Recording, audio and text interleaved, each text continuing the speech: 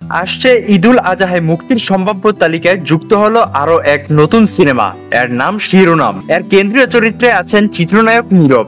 তিনি জানালেন মুক্তির সময় নিজের ফেসবুকে পোস্টার প্রকাশের মাধ্যমে এই ঘোষণা দিয়েছেন নীরব। তার কথায় নতুন গল্প নিয়ে আসছে, এখনো অনেক চমক বাকি আছে, সময় হলে সব জানানো হবে শিরোনামের টিম থেকে।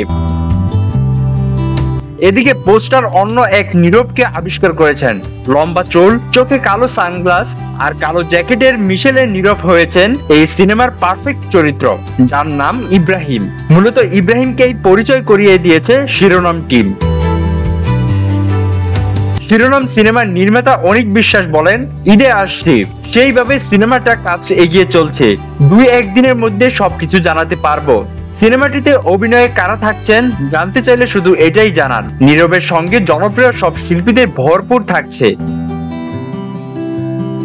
শিরোনাম চলচ্চিত্রে সিনেমাটোগ্রাফি করেছেন বাংলাদেশ সাইফুল শাহিন ও ভারতের ব্যাংকেশ গঙ্গাধারী। এই চলচ্চিত্রের মাধ্যমে অনেক দিন পর প্লেব্যাকে ফিরেছেন আরিফিন রুমি।